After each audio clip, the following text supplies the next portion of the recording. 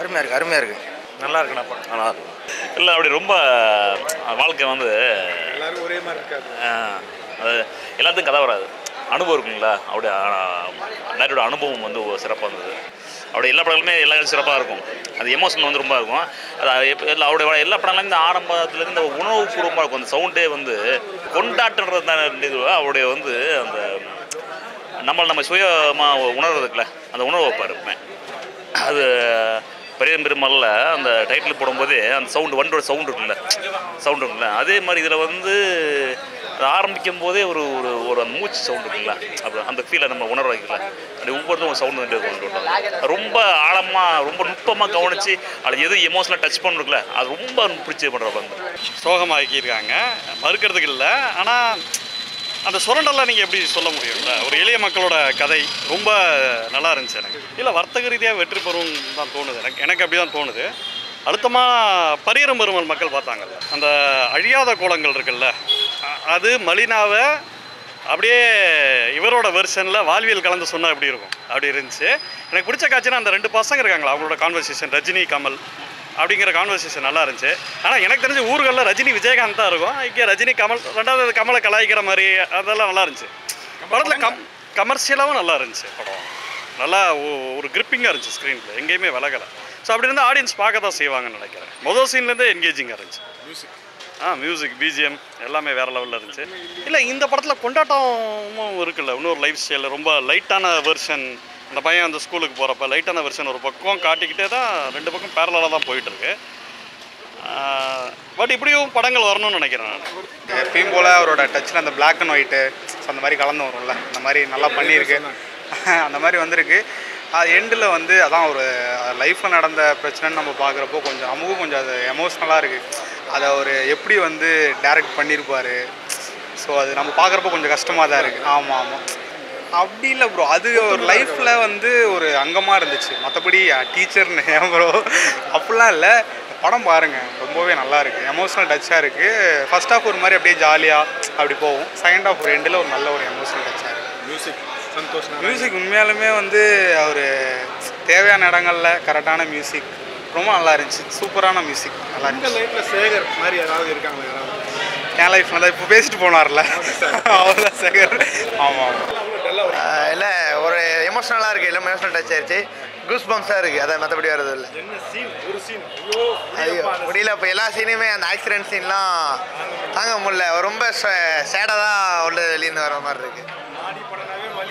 வலி வேதனை தான் அது அந்த ஜென்ரேஷனில் இப்போ காட்டுறாங்க.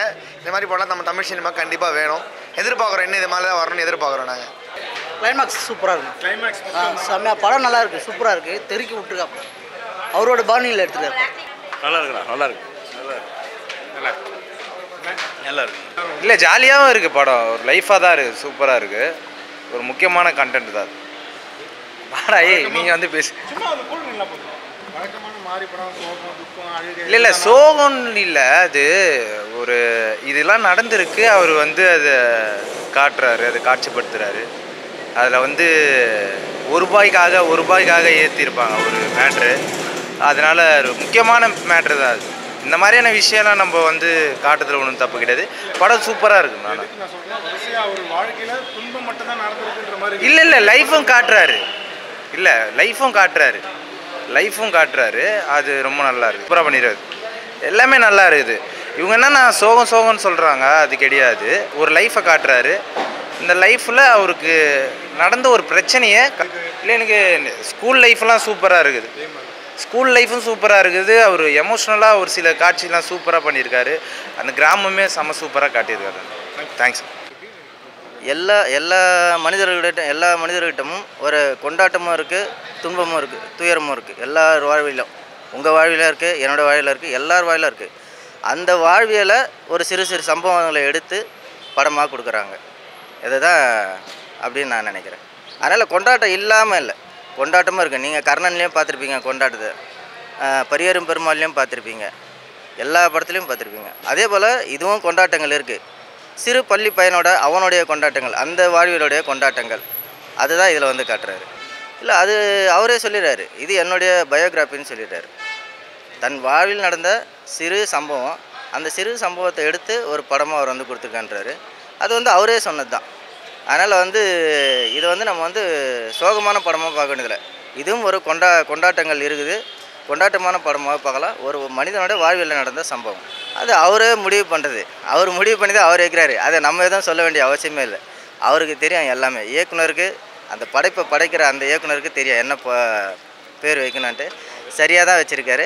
அது மிகப்பெரிய ஒரு பாராட்டுகள். இந்த மாதிரி ஒரு உலகத்தரம் வாய்ந்த படம் தான் சொல்லணும். இது எந்த இடத்துலையும் வந்து எந்த ஒரு சின்ன ஒரு சுணுக்கமோ எதுவுமே இல்லை. நம்ம உட்காந்து அந்த படத்தை பார்க்குறோம். அந்த படம் நம்மளை கட்டி போடுது. அது அப்படியே நம்மளை வந்து ஆரம்பத்துலேருந்து முடிவு வரைக்கும் நம்மளை வந்து கட்டி போட்டு கொண்டு போகுதுன்னா, இப்படியாப்பட்ட படங்கள் தமிழ் சினிமாவில் வருது. மிக பாராட்டுதலுக்குரியது. கண்டிப்பாக மாரி செல்வராஜ் அவர்களை நாம் வாழ்த்தியாகணும், கொண்டாடணும்.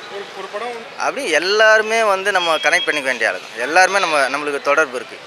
அம்மாவாகட்டும், நண்பர்களாகட்டும், சொந்தக்காரங்களாகட்டும், படிக்கிற பள்ளிக்கூடங்களாகட்டும், அந்த வாத்தியார் டீச்சர் ஆகட்டும், எல்லாருமே நம்ம வந்து தொடர்பு கொள்கிற அளவு தான் எல்லாருமே இருக்கிறாங்க. அதனால் கொண்டாட்டமான படங்கள் தான். கண்டிப்பாக இது வந்து எல்லோரும் பார்க்கணும்.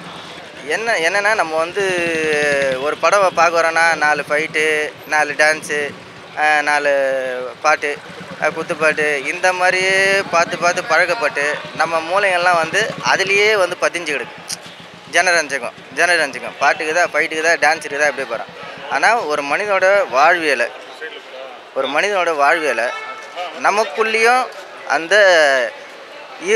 உணர்வு, அந்த இயல்பான ஒரு உணர்வு இருக்கு இல்லைங்களா, சோக உணர்வுகள் எல்லாமே கொண்டாட்ட உணர்வுகள்.